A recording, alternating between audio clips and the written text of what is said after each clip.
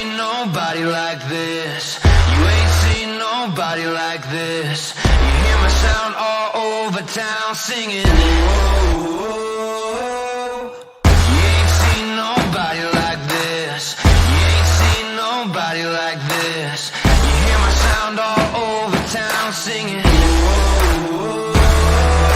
I think there's something in the water. If you wanna take a sip, but be careful what you wish for. The faint of heart can't handle it. Everybody wants a piece of someone else's prize, but it ain't free, it don't come cheap. Only the strongest will survive.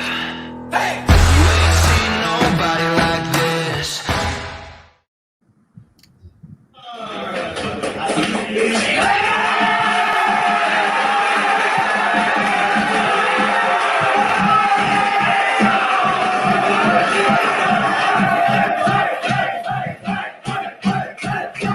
Yes, all of that.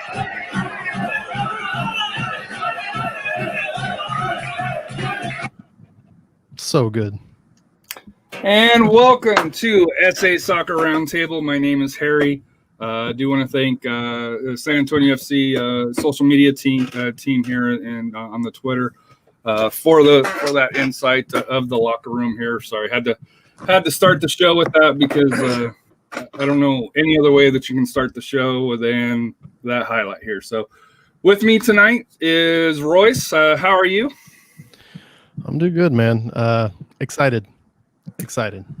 Rafa, you and I sat at the game, and you know, you're giving me, hey, they need to do this, need to do this. This is what I would do a little bit different. But overall, I think you left pretty happy. Yeah, I was very happy. So I got to see, hopefully, the beginning of some really good things for the next few months. And then joining us later is going to be Landon Southwick, who's the play-by-play announcer for Real Monarchs. Also does Center Circle podcast up there for the Real Monarchs here. But he'll be joining us a little bit later, probably around 7:45-ish, around that time frame when we'll bring him on to kind of preview the upcoming game against Real Monarchs this Saturday at Toyota Field here. So jam-packed show, lots to discuss. First game of the year always brings out some new questions and new thoughts here. So we'll start out originally with, I think, which kind of caught a few of us off guard was the starting 18. You had Cardoni, DePlane, Kamiri, Schloberg, Gleedle, Epps, Lindley, PC, Suelo, Patino, and Nathan.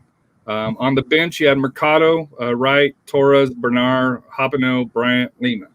There were some big names that were missing on there that, to me, two that kind of stood out, and they were up top, were Dylan and Jose Gallegos, for that here.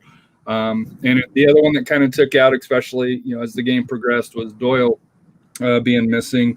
With the all three were lower body injuries, and then also Connor Maloney was also listed out with a lower body injury. So looking at the starting 18, I know I kind of talked a little bit with Rafa on this, but your thoughts, Royce, when the starting 18 originally came out and certain names that we expected there were not there. For sure. And I mean, a lot of it was injury related. Like we said, I expected Doyle and Schuberg. Obviously, Doyle does have a lower body injury. That saying, Kamiri really offered a lot as far as clearances go, and that dude is built like a brick S house. So that's really good to see on the field. And I think one of the big things about this team is just how versatile they are. We'll get into the forced sub early in the game, but just the moves that Marcino was able to pull off after that really shows the versatility of the lineup. But anyway, let's continue. Gallegos being out last season, that may have been just a real kick to the pants for the lineup, but man, everybody else just kind of filled in really well. Even though he wasn't available. and you could definitely see where he will fit in this lineup, which is really exciting. In this lineup, which is really exciting. So, but I mean, does the lineup surprise me? A lot of it didn't. There were a couple positions where it did, but it was really injury related. Nathan for Dylan, Kamiri for Doyle, and then pretty much everything else was just about how I expected it to go. And just to give everybody a heads up, I had a flicker of power, so there is a thunderstorm in the area. So Yep.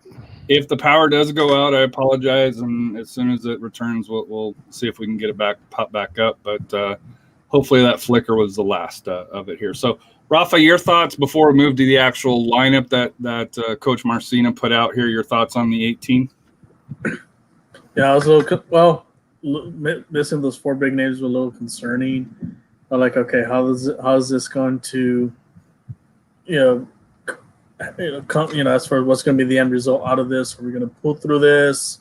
Are we going to struggle without some key players? But like I said, everybody kind of watched the game and saw the end results, which we'll just discuss more in a bit. So then the formation came out. You had Cardoni, Gleedle, Schloberg, Kamiri, DePlane, back 4.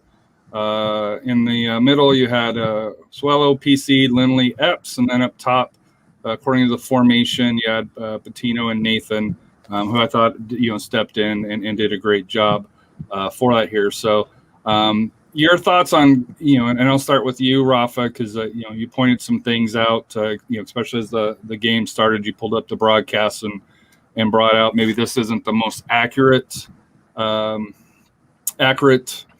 starting 11, posting here for it here. So your thoughts on the actual formation, on how they actually played on the pitch.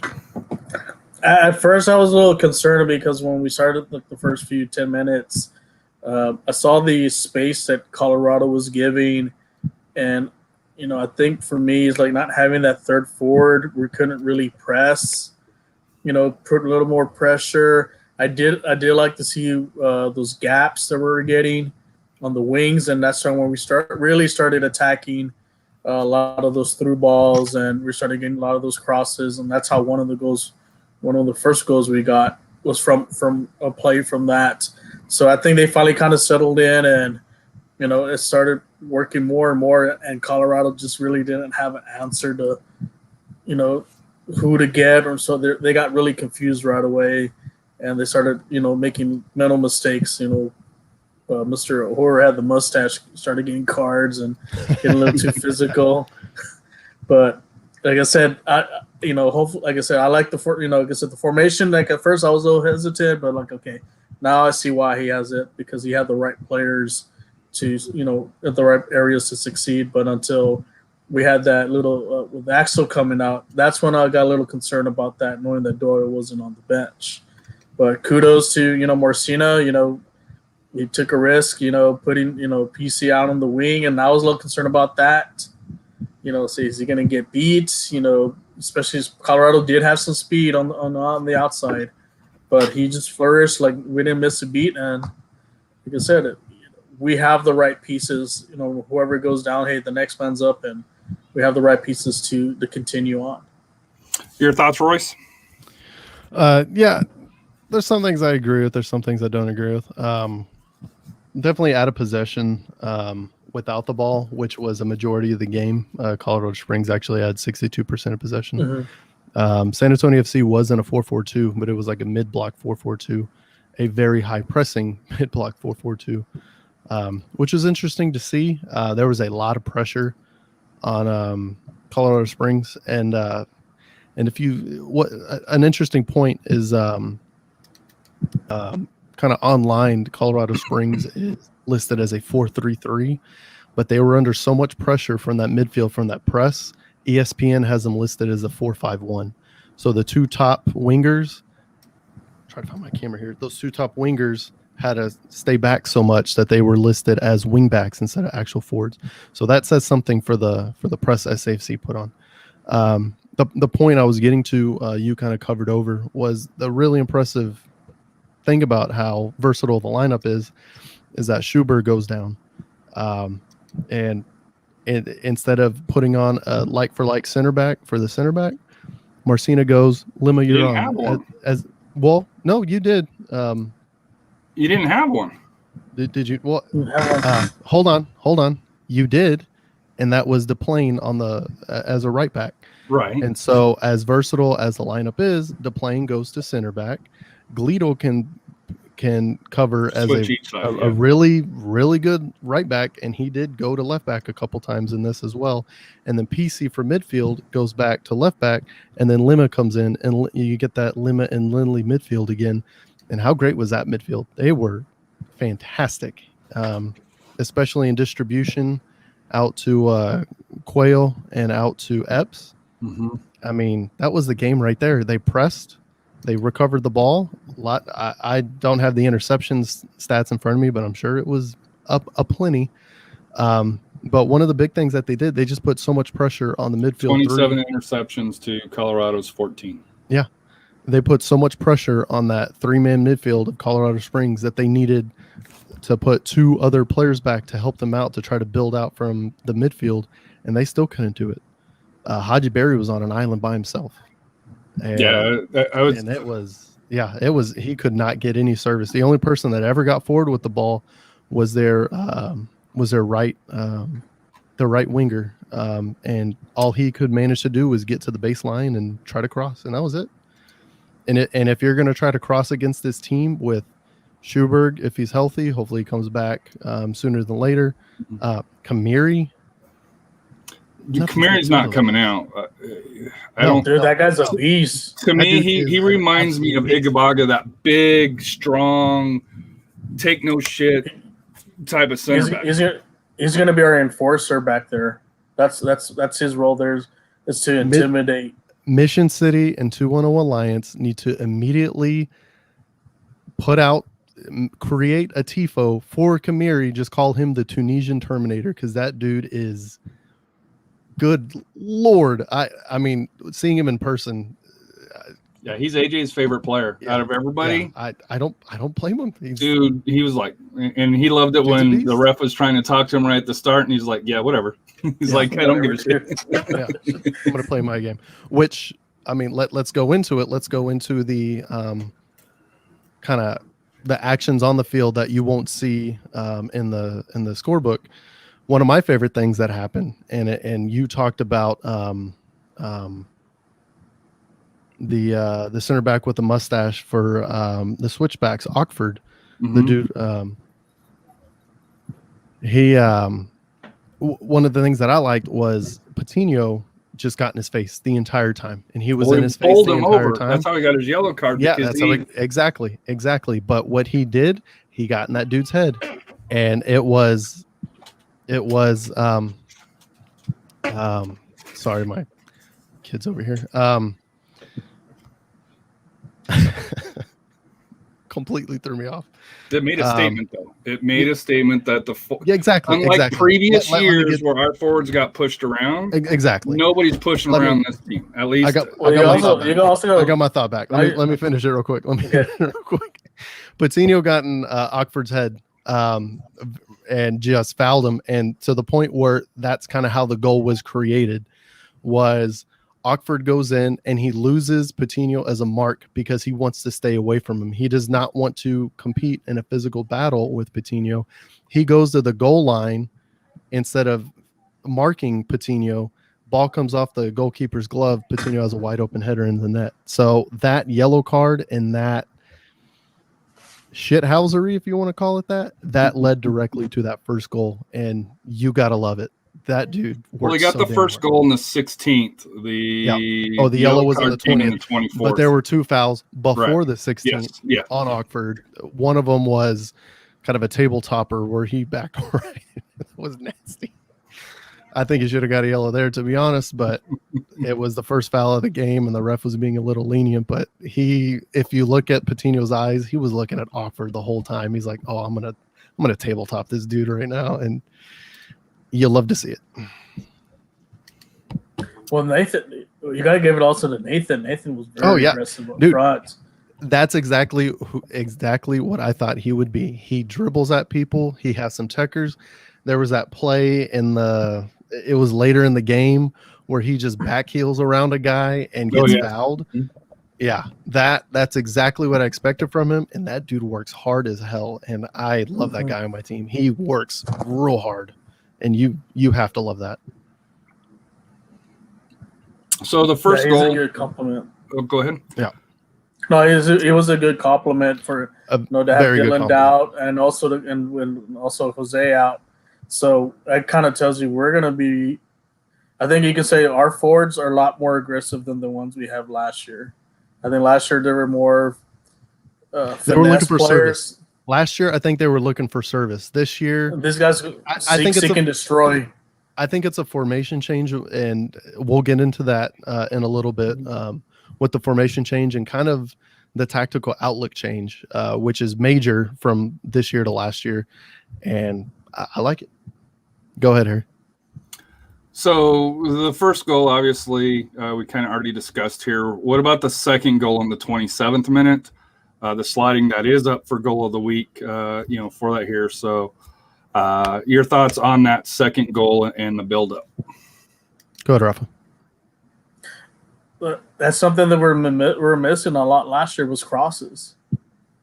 And we noticed this game we crossed the ball a lot more into the box. And that second goal was a beautiful goal. I mean, he was able to get enough of it to get over the goalkeeper. The keeper had no chance on that. But it was basically full attack mode on the wings the whole game. And that's something that out of last year's game plan we just didn't really see. I think a lot of it was just kind of through the middle. Here it was just full attack mode on the wings, and we exploited that. Colorado had no answer to it. We got a lot of look at the amount of corner kicks we got too. We allowed a lot of crosses and 9 corners. And 3 of them were back to back in that before that first goal where they were not. Yep. You could tell a goal was coming. They had Colorado Springs on their heels at that point. Yep. Yeah. So that I think that was the big difference when, like I said, for especially for that second goal, was now we're really playing it more to the outside and sending the balls in, because now we have forwards that are going to be aggressive to go after those shots or those headers and so forth. So I'm real happy about that, and hopefully it's going to lead to more opportunities, more goals, and like I said, we're probably going to have more set pieces from, for our big 2 terrors in the from our defensive our defense to go head some goals in during the corner kicks. Really, there's 2 things that led to that second goal. Well, let's go with 3 things. The third most important thing being Patino, and that's going to be a thing. Hashtag Patino being Patino. Let's start it. But the other 2 things that really started it was the team's press to intercept the ball after that first pass. And the second thing was just how damn good Emil Cuello was in this game. He was so damn good in this game. If Patino doesn't score a hat trick, he's my man of the match. But I mean, Patino obviously gets it. But a surprisingly close number 2 for me is Emil Cuello. His corner kicks were on point. His play up the wing and just him dribbling around people was just it was. I mean, that's where I think Gallegos is going to slot in this team, is on that left wing where Cuello was. But he looked really good. But the reason Cuello never touched the ball, but the reason that he plays a very important part in that goal is the ball from the midfield, once it's intercepted, comes right by him and he lets it go. He dummies it and lets it go to PC. And the left back that would be the right back on the left side for Colorado Springs, pinches in to try to stand up Cuello, and the ball goes right by him, and that lets PC go pretty much by himself to the inline, crosses it, Patino finish. Second goal, 2-0. And that's what it was at the half here. I think the first half, I don't really remember Colorado Springs really having any. Not really. I know they had possession. I think they had possession of 60%. and I hope people don't take this the wrong way, but it almost seemed like a Darren Powell game where you had possession, but you didn't do anything with it. That's unfortunate. For that here, where San Antonio had about 40%, which is where they were, but I wouldn't even say it was a countering. It just they kept pressing and pressing, to where where I don't think there was a lot. There were some counters. Don't get me wrong, but I think it was just to me it was a dominating first half. Coming out of the gate for that here. The second half. Your thoughts on the second half? We'll start with you, Papa. Rafa. I was looking at your Papa. I'm Lethal's Papa. Yeah. Second half, like I said, it's just more of the same. We just kept at it. Kept the pressure up. I was a little concerned, and I made the comment to you here. Like it is 2-0. How 2-0's haunted us in the past, especially with flashbacks, switchbacks. But scarred. Like I said, our defense didn't let it down. This is where really the Tunisian Terminator stepped up, and we got to see firsthand. He was just not letting anybody get through. Everybody was sacrificing, diving to the ball. There's one play that Colorado could have gotten a goal. Someone came back, got in the way, blocked that shot. So, like I said, they didn't lose intensity. Yeah, Gledo went to the end line when Cardone came out against the right forward for Colorado Springs and the right forward, and he had a wide open net, and I guess he tried to go short post and completely missed because Gledo put the pressure because he went to the end line. So, Yep. So he like I said, he just did a great play, but the defense wise, like normally our defense in the past have let us down. Like, one goal, then the avalanche happened on us. We end up tying or losing. That didn't happen. What I would say, it wasn't necessarily the defense that used to. And God, we're so scarred. We're talking about those years. It wasn't the defense that let us down. What let us down was instead of keeping up the press, instead of keeping up the midline, we dropped back. And we sat back and we invited the pressure, and that was the big problem this year. And this is kind of it's a good point to go into this. So last year we had that 3-5-2, and we had a lot of pressure on the midfield, not necessarily anything in the back, not a lot of pressure in the front, and the front two kind of we're always forward looking for distribution from the 5 in the midfield. This year it is just a really compact, really tough to get through mid-block 4-4-2. And it is stout. I mean, you try to go up the middle. This early in the game, you had PC and Lindley in the midfield. You're not getting by that. Later in the game, you had Lima and Lindley in the midfield. You're not getting by that. And they try to go out wide to the wings. And that's what I mean. The midfield 3 of Colorado Springs try to go straight through the middle and just ran into a brick wall. And what did they try to do? They tried to go out wide, and they couldn't go out wide, so they had their 2 front forwards come back in the midfield to try to help out to break that, and they still couldn't break that mid 4, which is so damn impressive. And really, it wasn't just the midfield 4. It was also Patino coming back. It was also Nathan coming back. Whenever somebody had the ball and they would go to a side, you had 5 or 6 guys directly on them pressing the hell out. And what 2 teams come to mind when I think of that? Number one is the Gegenpress. This team is a Gegenpressing team. They lose the ball, they are all over your crap to get that ball back. And the second team this reminds me of is Leicester City in the 2015 season. They always had that mid-block 4-4-2. It was 8 people back, and the 2, if we need help on defense, come back. Otherwise, we're going to counter on somebody. And this is a very similar tactical outlook to what Leicester did. It's also a similar tactical outlet to the 2017 SAFC team that went into the playoffs and had a lot of success.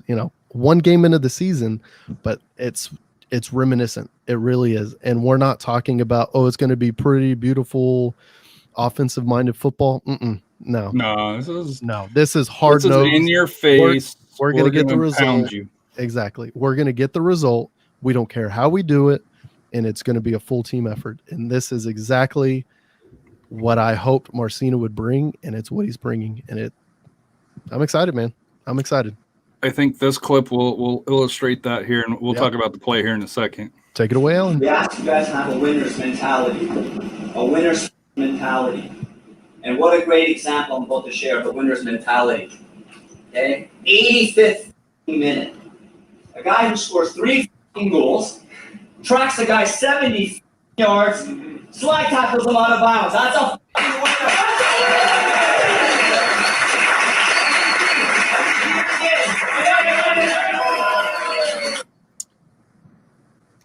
Yeah, that's it. And That's thank it. you, San Antonio FC social media team, and Twitter for posting that, because that I saw that play happen, and I was like, "Who is that?" And then it was like, "Holy shit!" Yeah, That was Patino that came back, that busted his ass, had Yeah. 3 goals, and well, 2 at that point, but yeah, no, he had he 2 minutes later he scored his third. 2 minutes later. No. The reason why I said that is because I think Rafa a little bit earlier there was a run, and he said that Rafa made the comment that Blame Rafa. There you go. a little bit tired because he didn't make the run, but he sure came back, and to me that was the play of the game. That's when I knew this team was going to be a force. It's built When you different. got forwards coming It's back built different. like that, it was a totally different team, and just to me the vibe even after the game. I don't know if I've ever seen a team, even the Scorpions in their NASL championship year, be this close. Especially at the start of the season. I know it's early, and I know we got to slow the bricks down, or put the brakes on. But I think as far as a team, this is a team that, number one, I think everybody knows that will make the playoffs. But the question is how far. I don't know if they're championship quality, just because Phoenix looks pretty good as well out west, and it's one game. We got to see injuries and along those lines. But if there's a team that's going to look like 2017, it's this team right here. This team has swag. Yeah, it all comes down to staying healthy. But this mentality and that tactical outlook, they look damn good. And how versatile the lineup is, man, you can't be anything but excited for this team, for sure. Your thoughts, Rafa? Yeah, if you can see, they have some like a type of swagger. They're like they have an attitude, and like, even after the game, you can kind of see them. They were kind of a little joking around a little bit, still have smiles on their faces. Because even when we won some games from the previous coaches, even if a win it didn't feel for them. This one you can see they're very loose, but they're focused. I think this team's ready to sacrifice for everyone. No matter who's on the pitch, they want everyone to succeed. So, like I said, that little swagger is probably going to help us, get far. And who's to say that doesn't get us, if we get to that point knocking off Phoenix. I think we have the right guys, the right attitude. We have this team's hungry to win. I think that's the big thing. I think Harry just lost power. I think is he back on? I don't think so. I wonder if we're still on. I know. I want. Let me see. Let's go on Facebook. If so, we'll continue this. Let's see.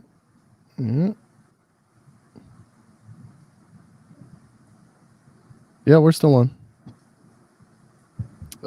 Anyway, I just heard the thunder roll. Yeah, I guess we'll continue. Yeah, exactly. Harry will come back. So anyway, kind of the point being is that Harry's power is back on, so we'll continue it.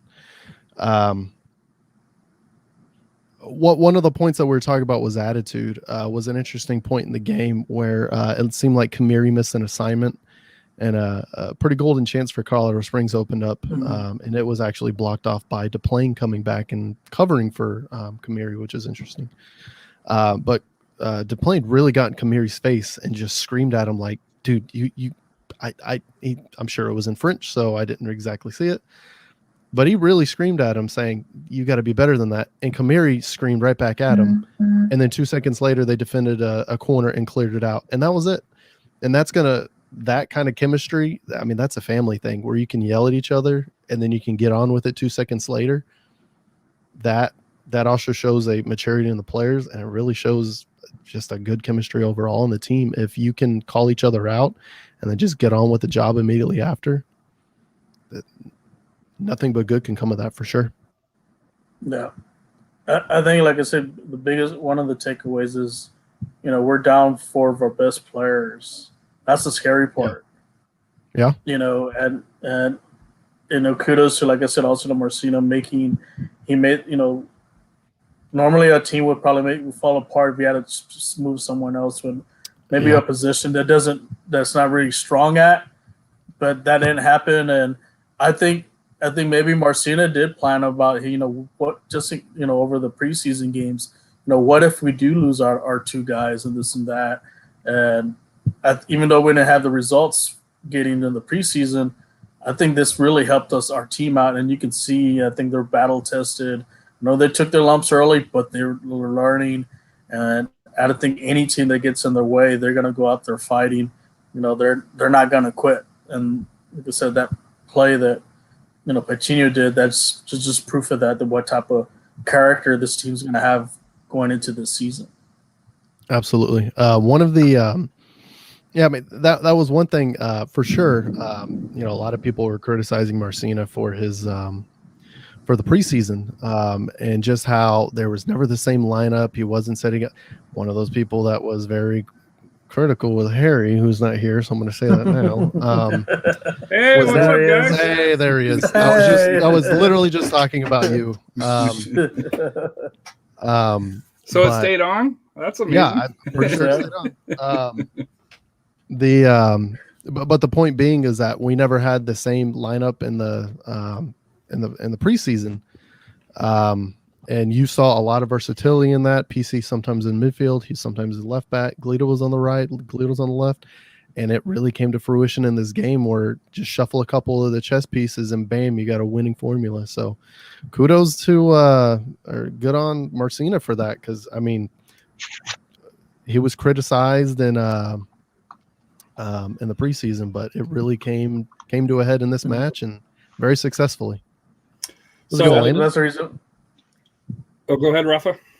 That's the reason why you don't play cream puffs in the preseason.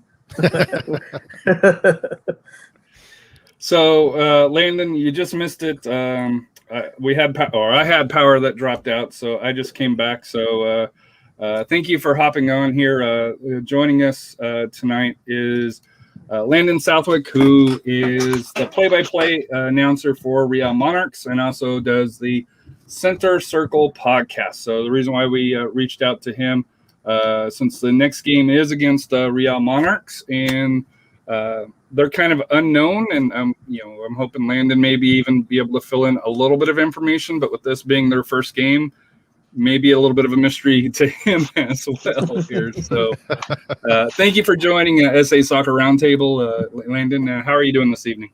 Good. Thanks for having me. I'm excited to be joining you guys. You guys, I'm embarrassed on my background's just white though. You guys all look festive, and Harry's running the table there with the cool background. I mean, I guess the one treasure that I could pull out is a championship ring. I mean, if I'm going to pull out anything, maybe that's another thing, right? I was gonna make a joke about the snow in the background in Utah, and never mind. I'm just gonna shut It's up. like 75 outside, and I have a championship ring sitting on my desk. And still technically the defending USL champions. Technically, I think Phoenix Rising always gives us crap, but I will tell you, they don't have a championship under their belt. So we'll wait to see.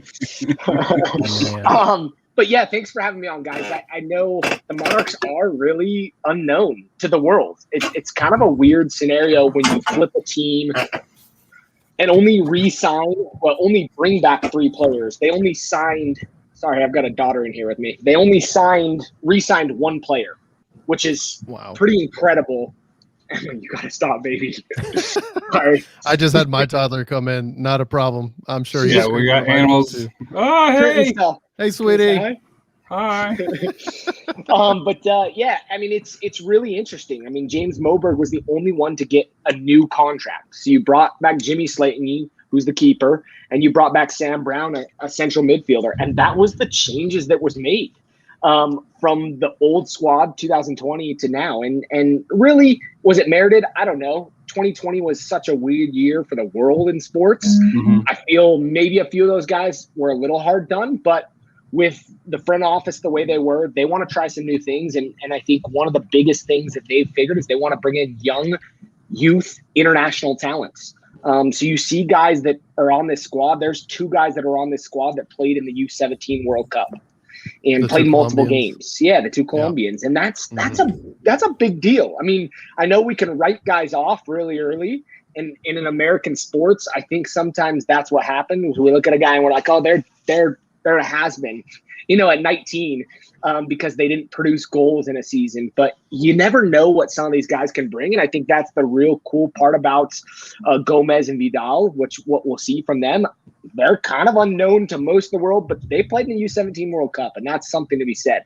You've got a couple other guys that have played for their U17 and U20 squads as well, including Max Mata. Another guy that many people will know is Kyle Adams. We've seen him with Rio Grande Valley and then with the Dynamo. And there's guys like Quintanillero, who grew up in the Barcelona Academy in La Masia. And I don't know about you, but that's pretty impressive. There's not many guys that I claim to have ever met in my life that have played in La Masia, as well as playing with Chelsea's Academy. And I think that's what the real question mark's going to be. Does some of this translate to the USL Championship? And you guys have a proven squad in a lot of ways that scored goals and put on a little bit of a performance this last week. We have no clue what we're going to bring out. I mean, I'm saying that from a fan and a broadcaster. I don't really know. They were supposed to play El Paso on Saturday. El Paso apparently had plane troubles. So they were going to do a preseason that was kind of closed door. That's suspect. Yep. So I don't know the whole story on that, but El Paso never made it out, and the game got canceled. So there's guys like James Moberg who'd been recovering from an injury, and I had a chance to text him on Friday night and Saturday, and he was telling me, man, I was just hoping to get a few minutes before the regular season started. So I think you may see a little bit of a helter-skelter squad maybe in the first little bit of this game, and I think that's going to be something to keep an eye on. Maybe that's an opportunity for you guys to capitalize early on to a squad that really hasn't had true minutes as a full squad. Granted, they've been training with RSL, and some of these guys have probably even stepped it up a little bit more because they were in the preseason with RSL, but you've also got to question some of these guys if they've had 90 minutes of game time. They played Vancouver Whitecaps here. They played Sacramento twice, but there's no record of most of that. So you really can't see starting lineups. You can't see what's going on. But I have faith in James Olave. He's a guy that's proved that he could win as a player and as a coach. Oh, yeah. And I think that's something you have to respect. So I know the Monarchs are everybody's bottom of the table, bottom of the Mountain Division, but I think they're one you can't sleep on. Where will they sit? I don't know. I think they'll shock some people, but I don't think they're going to be the worst team out there. And I think looking at your guys' schedule, this might be we might be catching you just at the right time. Because obviously, it doesn't sound like the teams had a lot of time together. And then, you get 2 home matches, the 14th against Los Dos, LA Galaxy 2, and then the following Friday against Austin Bold. Before you travel back down to Austin. So to me, as far as tough tests, this will probably be the toughest test that you guys have probably until May 29th. At Hartford and then at home to New Mexico. So, but who knows what New Mexico is? Yeah, right now, losing 1-0 RGV. Yeah, yikes. I mean that's the one thing about the USL Championship that I think we have to mention in these conversations. It's like, there was a year where you guys and the Monarchs were really the best teams out there. And it didn't turn into a title for either team, and the teams that you didn't think would win won in weird ways. And so I think one of the things that I always, there's a whole ton of that we could get into, but you're not supposed to use hands in soccer. So we won't talk too much about that. That's correct. You're not. But the interesting thing to me is we have to note that both these sides are quality sides that have solid coaches and a solid roster for the most part, right? There's some young players that no one's really sure about, but we hope to see that. And that's part of the growth of the USL Championship. Do you expect to see, because last year was a lot harder, MLS to USL movement. In fact, I think it was almost, really you couldn't do it. Do you see this year, maybe away games are a lot harder to do than home games. But do you see, is somebody else coming down? I know Real Salt Lake plays that Friday. Could you see some players, that are on the fringe 18 coming down with Real Monarchs? Yeah, I think there's a lot of guys that I think and I expect to see with the Monarchs. The Monarchs signed Real Salt Lake, signed a few homegrowns in late last year and early this season. And some of those homegrowns, I don't know how they see the pitch, especially with Real Salt Lake's form right now. If we weren't 2-0, I think you'd maybe see some more of those guys rotating into the squad. But there's a few guys that I don't know where they fit into the mix, including a guy that scored last time they played San Antonio, and Chris Garcia. 17, 18-year-old, homegrown kid, balled out in the preseason with RSL, played with the Monarchs, and then got injured and disappeared. And he hasn't been on an 18 so far. From what I gather, he's healthy. And I would be shocked not to see guys like him getting some minutes with the Monarchs. There's obviously a lot of conversation that probably still needs to be had on how they're going to work that in. And I know there's rules and regulations from both the MLS and the USL. And I know one of the rules that I've heard is that even the staff can't intermingle in a lot of ways at this point, once games have started. So I don't know how that's all working. There's quarantine periods. I know at one point it used to be a week and a half quarantine period. I don't know if that's the case now. So we'll kind of have to see where that plays out. But that's something to keep an eye on as well. Could there be a few guys that are proven quality players that just need some game minutes to stay active for Real Salt Lake? Any questions that you have, Rafa? Expectations as far as this year, like any players that you think are really going to shine, that is going to lead the team, going for this season. Who's the next David Ochoa is basically what he's asking. You know what? If we're going to talk keepers, you have to talk the goalkeeping room of the Monarchs. Jimmy Slayton's a quality player, and he's a guy who really hasn't had a chance to prove himself yet because they weren't great in 2020. So he doesn't have the best statistics so far, but I think he's a solid keeper. And then behind him, you've got a 16-year-old in Jeff Dusnap. And you can't tell me that that's not riding on the coattails of David Ochoa. And then even below him, you've got a kid named Gavin Beavers, and he's a 15-year-old. So you've got a 15 and a 16-year-old that are sitting behind your 22-year-old starter.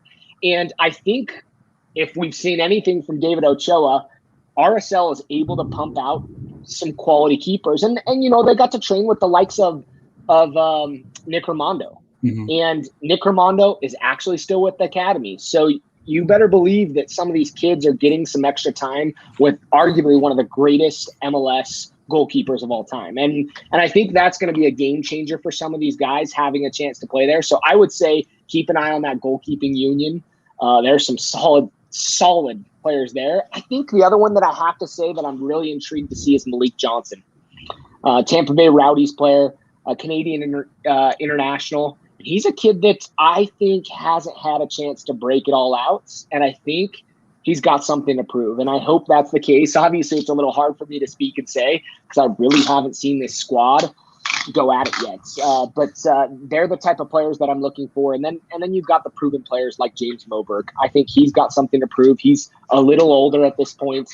He's having his first child here shortly, but I think he's a guy that's ready to say, I'm going to put my stamp on this squad, and I think I could be a player that gets brought into the fold of Real Salt Lake with a good season.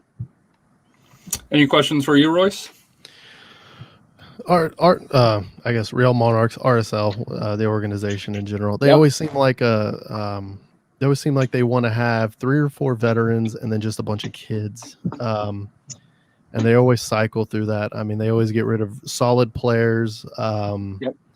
Sebastian was Saucedo, right? Was Salcedo was with RSL, but Sebastian Right. Velasquez. Velasquez, yeah. Uh-huh. See, I knew it. See, I questioned it, but yeah, either way. But he kind of aged out and then went Yep. on, and then same thing with Jack Blake. It's kind of same thing happened. And I guess the midfielder you mentioned, Brown. I guess Sam he's, Brown. yeah, I guess he's. I don't want to say the next guy, but he's going to be the leader that everybody looks up to in that room. And I guess, and it's always interesting that it seems like they always want a really strong and veteran midfield and just a bunch of kids up front.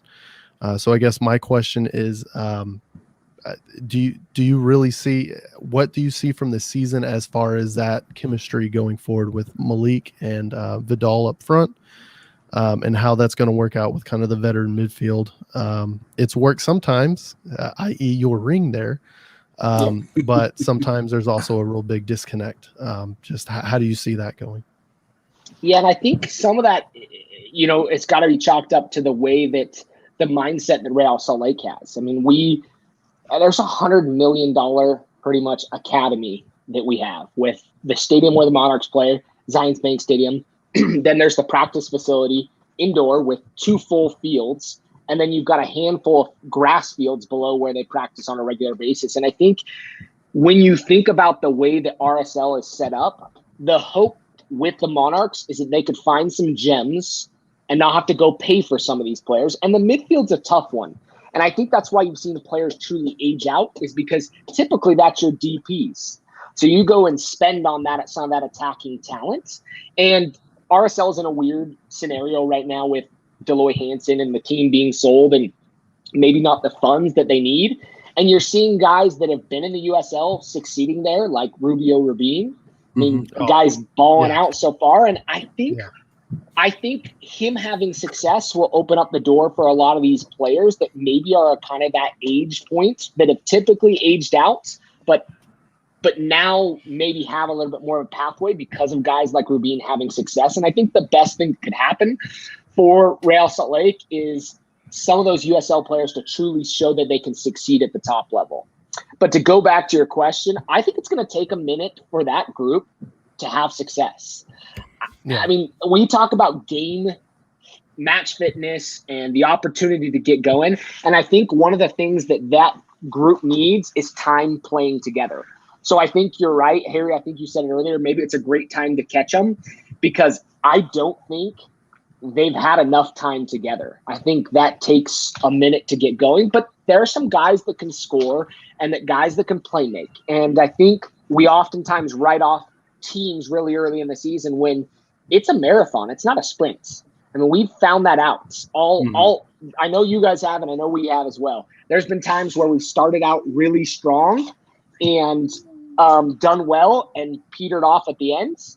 And there's years like the Monarchs championship year where they didn't start out great, but really peaked at the right time. And I think that's what I expect from this side, is a side that'll at least try to find its footing midway to later in the year and be a dangerous team to the likes of you guys and others in the division that maybe are seeking a true championship.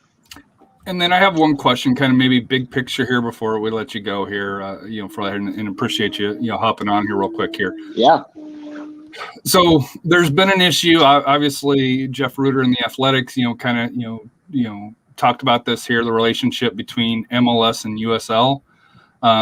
You're starting to see a little bit more player movement going through, like Pasher down in Houston, from Indy 11, Robinho up there, with Real Salt Lake. And I know you're kind of in the middle of it with the Monarchs and then, RSL right there. Do you see that USL relationship, the player movement being able to go from USL to MLS start to take that next step? Because it seems like there's been a brick wall there, but it seems like some of those bricks are starting to come down. Just kind of what's your outlook on the future of possible player movement from, MLS or from USL to MLS, especially for young kids along those lines? I know we had Sebastian Igabaga that came, was released from Houston, spent a great year here in San Antonio, and last 4 years is, now he's not a starter, but he's been a proven backup center back for New York City for 3 years now. I think it's the start of his 4th year. Yeah, I think it's starting to happen. I think it's going to take a minute, though. I think you have to, and I hate to say this, the USL kind of has to realize their place. And I think some of that is hard sometimes. I mean, go look at the treatment, I think, sometimes of the way that the USL championship treat the MLS 2 sides. It's like, oh, yeah, you guys won a title, no games on ESPN. It's like, okay, I mean, show some love, because I think the reason the USL Championship has some of the infrastructure they do today is because of that investment and the relationship. And I think if they embrace it, there will be success. I think there are guys in the USL Championship that just need a shot. And I think we're seeing them, and Rubio Rubin's maybe a perfect example, a guy that played with the U.S. national team and kind of got wrote off a little bit and made it into a scenario that now he's getting a shot. And can he sustain it? I hope so. As a fan of Real Salt Lake, I sure hope so. But from a fan of the USL Championship and soccer in general, I hope these kids have a shot to move up. And it's hard. I mean, in your guys' scenario, it's hard to watch a player you guys love that's had success leave.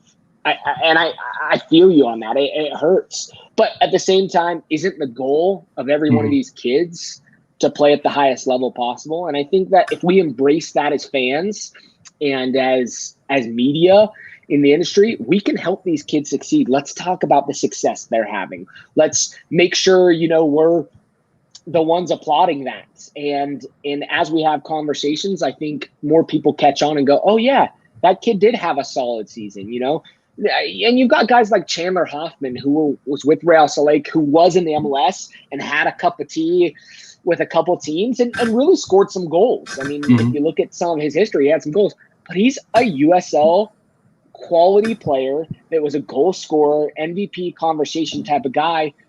And that was great. But he got his chance and wasn't quite there. And I hope to see more of that, where they at least get a shot.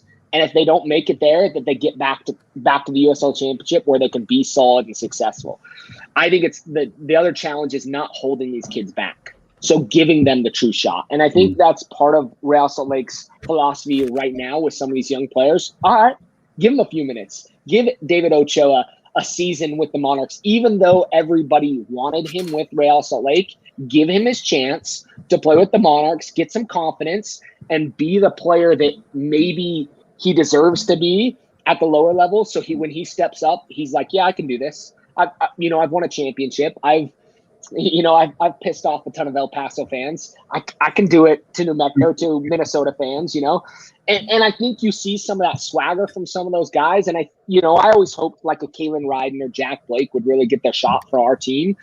They didn't. But, I think both of them recognized that they had good opportunities in the USL Championship and are going to be solid players and are going to continue to have success here. And maybe their years the MLS are not there.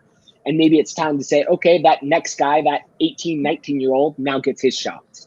And I think you'll see success. And I think you guys have some young players that are solid and that'll get those shots. And the hard part is you'll lose them because they're not attached to your club. And I think that's where this challenge begins for a lot of these clubs. And I think I feel a little fortunate that I get to watch some of them hopefully grow up from academy player all the way to the first team. But that's not always the case for me either. So to answer your question, I do think the day is coming shortly. And I think you're going to see success with a lot of these players. Well, Landon, I do appreciate your time here. If you want to let people know where they can follow you or, if you want to plug anything, please do so. Follow me at Landon Southwick. Easy as that. I wish I had a beard like Rafa, and maybe I'm going to start growing it. I've got a little beard envy going on right now. Even Harry, I mean, all you guys, Royce, you guys all look good on the facial hair. I'm just a baby-faced kid up here, but I appreciate you guys having me on. Anytime you guys want to chat, I'm always down. I love talking soccer. I love talking USL Championship. I'm excited for Saturday. I'm nervous because I think you guys are the more prepared side at this point with some game minutes under you, but should be a fun contest, and I'm excited to see what happens. It's always a close one between Real Monarchs and Always. and No matter what, San always Antonio. It close. doesn't matter where it's at. It's always I'll always remember when y'all were ahead 2-1 in like the 90th minute, and we had the 2 stoppage time goals. Never forget. So good. I think San Antonio was the first one to win in Real Monarchs Stadium as well. So they were. And that's something that needs to happen. And I didn't mention that, but the Monarchs lost 8 games at home last year. And 2 years before that, they lost 4 games. So I mean, something's got to change at home. Away games, obviously, in the USL Championship can be a toss-up. Win as many, get some points on the road if you can, but win your home games. And I think that's what you'll have to see from the Monarchs this season. Well, do appreciate you hopping on here, Landon. Here, like I said, it's always a pleasure. I know you and I did a podcast with Seek and Strike with Chris on the Mountain Division. So this is the first of 4. So hopefully the other 3 will be able to touch base with you. And I'm assuming by that point, everybody will have a better clue on what's going on with both teams. I know we were kind of picking through, saying, "Hey, what a great first game it was."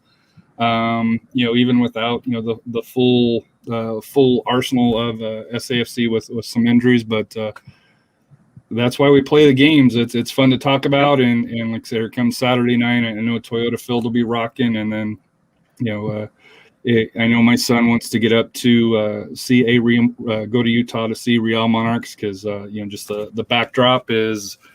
It's one of the kind, like I said here. I'll have to see what Colorado Springs new stadium is with Pikes Peak in the back. Being a Colorado, growing up in Colorado, that might edge, Salt Lake. But I can tell you, as far as a first-class facility, the Monarchs definitely do have that here. So, do appreciate you hopping on here.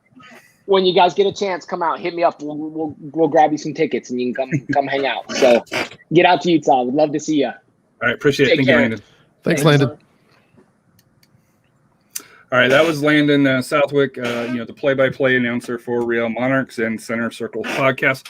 Do appreciate him hopping on. Like I said here, always very awesome to see the opposing side get a little bit of information. Obviously, with this being their first game, being an MLS2 team, a little bit kind of hard to see, and it was interesting to find out that El Paso kind of backed out of a game, but.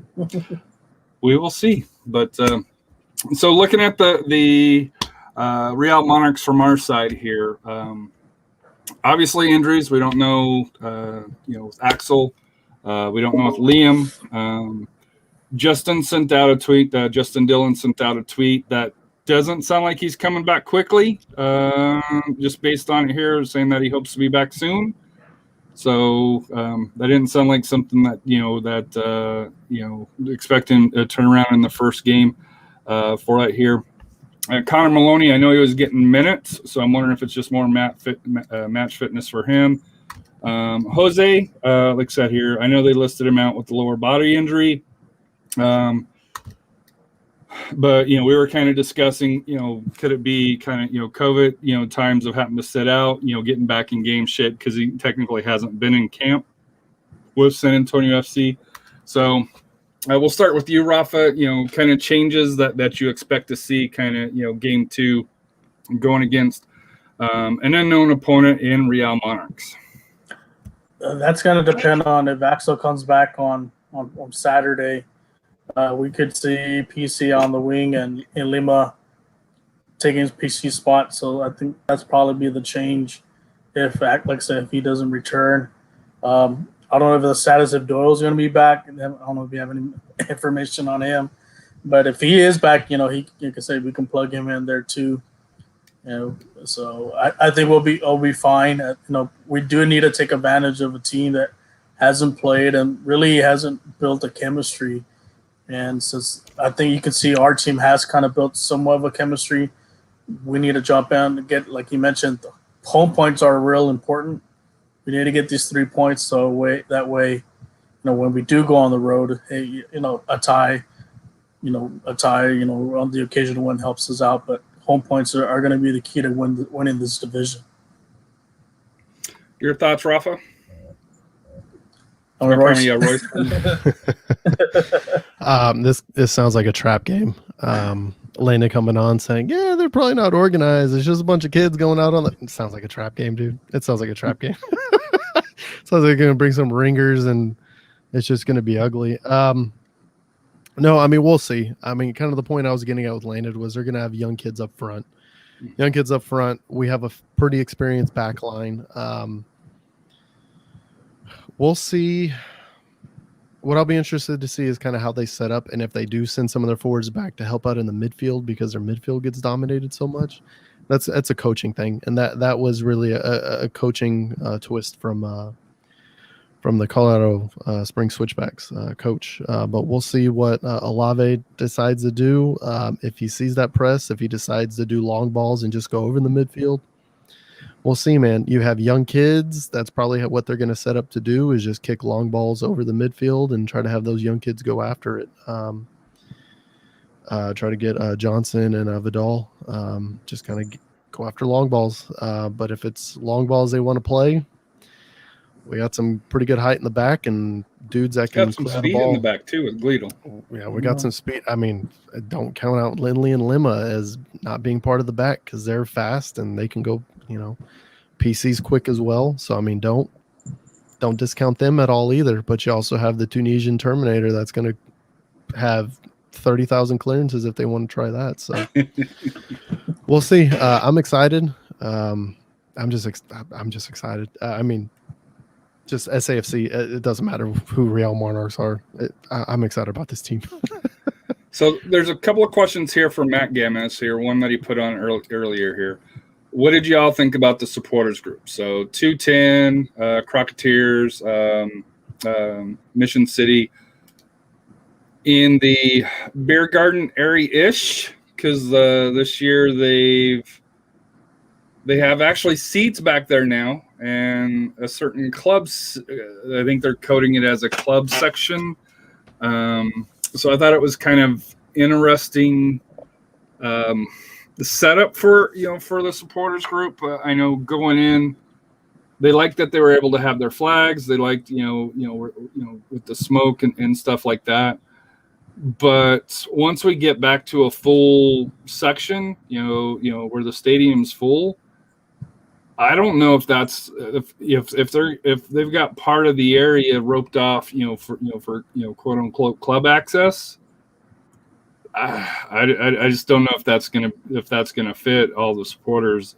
Well, hopefully it doesn't fit all the supporters. I'll just say. We'll start with you on this, Rafa. With you being former, well, I guess you still are Mission City, winning team. Formerly. Yeah. I mean, it's interesting to set up to have it there. It's different, I guess because people can be standing up, just doing their thing and so forth. I don't know what the SAFC's future intentions after the 5 home games, if they're going to open up back the sections where the previous ones supporter groups were at. We'll see. Like I said, if this is going to be something that's going to continue on, if they can fill up that place and get loud and stay and beat, more power to them. It's a good thing. I thought they did good. The stadium had good environment. The atmosphere was good. I think there was a part in the second half where everybody was kind of relaxed because you didn't have that fear that Colorado Springs was coming back for that here. So it was just kind of just soaking in, and it didn't have that high intensity. And I know this is kind of hard to say, especially coming off the last game that we were there was against New Mexico. So I don't think it was a high intensity crowd, for that here. And I also think what also possibly played to it, and this is one of the big negatives of it here, was the concessions. There were a lot of complaints about the concessions, a lot of long lines. People ordering their food, not getting their food in a timely manner, along those lines here. So I know I sent out a tweet, and I know Aaron sent out a tweet of, if you want social distancing, closing half of the concessions doesn't really accomplish that goal, because you got everybody, meeting there. And even if it was, maybe they're not open to the public, but for the people that are ordering their food and stuff, you could do their food there and then have it go out maybe a little bit more expedited, and then have the other side open to people in line. But to me, that was the only down factor that I saw on, for the game, other than the clear bag policy. But that's more of a personal brief. I didn't read that they had changed that beforehand for that here. But I know, Royce, you weren't at the game here because you had a previous commitments, as always, on game one. The scheduling guys don't get with your schedule here, and we need to work on that here. So your thoughts on the supporters group coming through on the TV?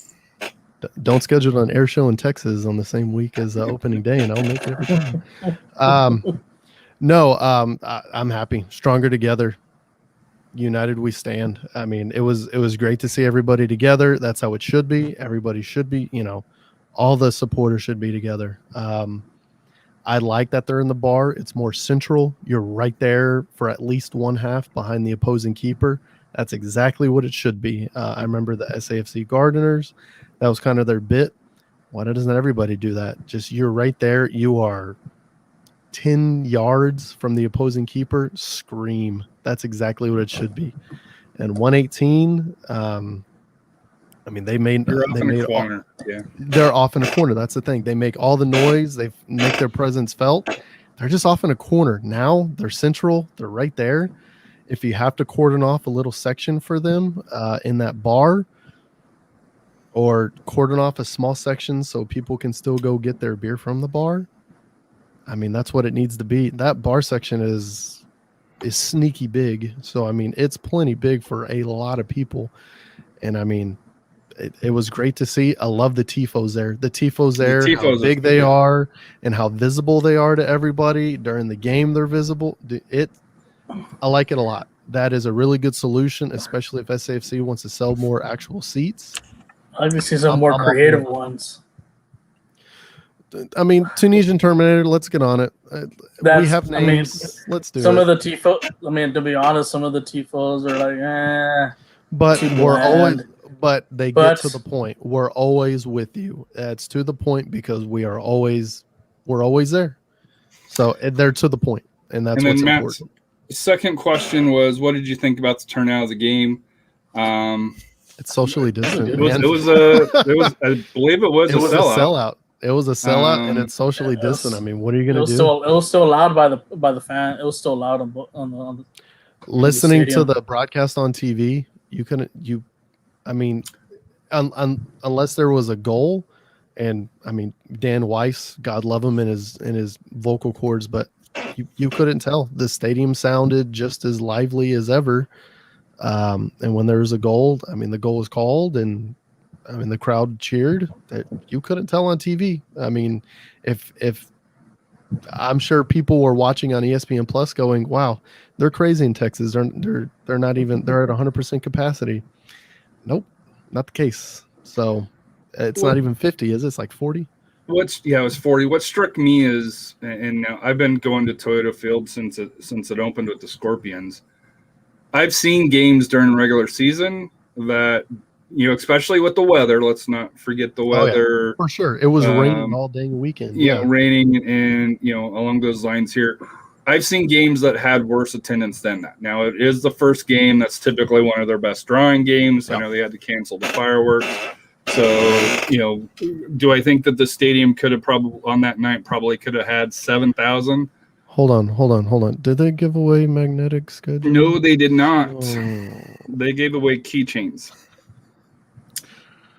I'm gonna have a talk with Preston and Lewis. Hey, they need to take a page from El Paso because they give some good stuff over there. Yeah, I wasn't going to complain about that, but because to me, they also give in El Paso they give really bad airplane related excuses too. So that too. Well, that's one side of the story. He does work for the Monarchs.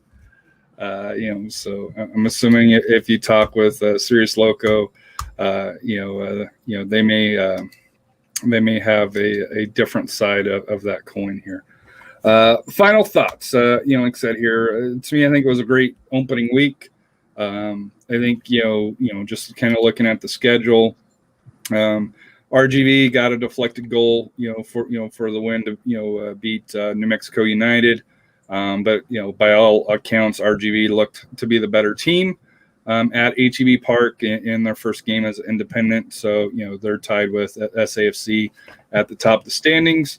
This week, New Mexico plays El Paso. We play Real Monarchs, and the Bold are still on vacation till next week here. So, like I said here, I think with the schedule for San Antonio FC, they get the Real Monarchs. The next week, they go to RGV on Sunday because RGV doesn't want San Antonio to overtake their stadium, and have it on a Saturday night. And then they come home and place Birmingham Legion, who I don't know if you followed this, but BBVA Field was a Toyota Stadium like this past week with the sand because the grass had not converted over properly, and it was they even put out a release saying it was almost unplayable. It will be addressed for future matches. For that here. So, but I do think Birmingham Legion, is a solid team. And then they get, San Antonio to wrap up, the month on May 29th here. So some opportunities to get some points on the schedule for that here. We'll start with you, Royce. Final thoughts from you on tonight? The buzzword excited. You can't be anything but excited for this team. And let's go to the next one. Let's play the next one tomorrow. Let's go. I'm excited, man. Let's go. And then Rafa, your final thoughts? Just looking forward for Saturday's game, keeping the momentum. Hopefully we get some key players back, and the ones, hopefully we'll get Axel back for this coming game. And let's see if we can get another route. I know this team's not ready yet because they haven't played. So we need to take advantage of this and hopefully get ready for that next game against RGV. Get the 3 points there especially for the Copa Tejas. That's going to be important for us as well. So my final thoughts. Number one, we're going to end our part of the show here, and then I'm going to play a partial interview from Coach Marcina, and then an interview from Santiago Patino. My final thought is going to be a shout out to Preston and Luis and the social media team through there here. Number one, check out the media guide for SAFC. It is a great resource as a fan. Lots of nuggets, a lot of details, a lot of stats. If you're a stats guy. A lot of information, not only about the players, but also about the coaching staff and where they come from along those lines here. But they do a great job on doing that. Also, it deserves the Oprah Book Club of the Month star. So I wish they would, and I know people might hate me for this, but dude, if they sold it for like $5, I would buy it. If it was in a hard copy. It's a press release. But point taken. But to me, kind of like the kind of old fashioned here, probably showing my age. Baseball does a program kind of very similar to this that they give out for that here. So for me, but thank you for that. Also, thank you for including us on some of the interviews and stuff like that we're going to play either throughout the show. Tonight's going to be at the end of the show, just on how things worked out here. So do want to thank everybody for tuning in. Please stay and listen. It's about 6 minutes to the videos here. Do want to thank Rafa and Royce for coming on, and also thank you to Landon. Awesome to chat with you, and I'm sure we'll be chatting come June 26th, somewhere around that time frame here, when San Antonio travels to Zion's Bank there, if they don't move the game to a Sunday here. But wait, that's only our TV. Real quick, we need to give our vote for Player of the Week. Say your answer on 3, 2, 1. Patino. All right, Patino. Yeah, that's pretty easy. Okay, so that was the easy choice. Who would have been your follow up? I know you already mentioned. I said Cuello for sure, 100%. Who was yours, Rafa? Yeah, Quayle. I mean, he was all over the field. Yeah. Mine was DePlane. DePlane and Gleedle, DePlane moving into the middle. You didn't really see any weaknesses from him. He held his own. And I know we kind of talked about foot speed for him being able to kind of transition into the middle. You didn't have that worry of him getting beat on the outside. No. So I thought him being able to switch mid-game, and you have to give it to Coach Marcina. Against RGV, they had him playing in the as a center back here, and now we understand why. So for right here. So, but I thought he did a good job with the adjustment, and Axel's one of the captains and a great leader, and on set pieces I think will be there, but with Doyle out, DePlane stepped in and did a great job on that here. Yeah. So we're going to go ahead and end the show here. I'm going to start the videos here. What's life without goals? Thank you for turning in for right here. And we're going to start here with Coach Marcina. How's everyone doing? Unfortunately, you got me first. I can't hear you. Alan, how you doing? You got me? Now I can hear you, yes. Yeah, I think we just weren't talking yet. What's your overall feeling of how the group played tonight? What jumped out to you most of anything? Yeah, I think, it's been a long time since we've had fans in the building. And this is an emotional night for everyone. This is 3 points that we earned and we deserved. And that's for our fans. We did it for our fans. And I'm just incredibly pleased with the level of commitment. We asked the players to be focused, apply intensity, and be resilient for 95 minutes. And that's what they did. So I'm incredibly proud of them. And I'm happy that we can get the 3 points for our fans. Did you feel like the team embodied that kind of aggressive attacking mentality that you've been talking about through the preseason? 100%. Again, our trademark standard. We are the aggressors with and without the ball. We earn everything and give everything. You saw it tonight. Those 3 points for our fans.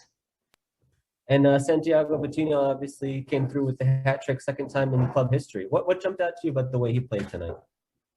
The thing that jumped out to me, he's got a winner's mentality. 85th minute, tracking a player 60, 70 yards, making a slide tackle. That's what winners do.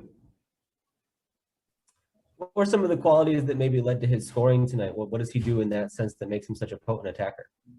Again, he was relentless to get in behind the opponent's last line, and he executed. Were those some of the big things that you saw when you decided that you wanted to make him a guy who could add to the roster this year, or what sort of jumps out about him in the bigger sense?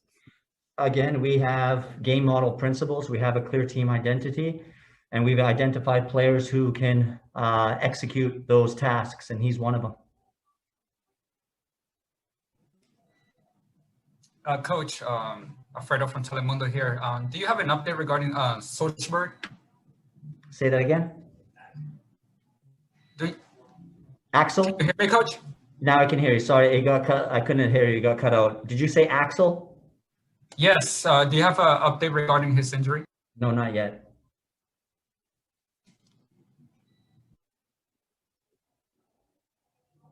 Good. How about with Jose and the other guys who are out tonight? Do you know if those are kind of long-term things, or is that kind of week to week? It's we have medical staff that will provide us reports, and then we take it from there. Coach, this is Andrew Seeley with KSTAT 12. I just wanted to ask about Quayo's performance. Looked like he had a pretty successful night on the outside. What did you see from him? Yeah, I felt him and the rest of the guys were committed to the game plan. They executed the game plan. All of them. Again, we asked them to be focused, apply intensity, and be resilient.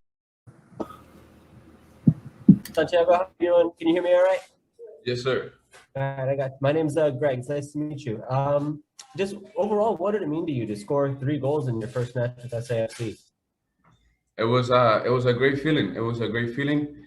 As a team, we've been working really hard for 8 weeks.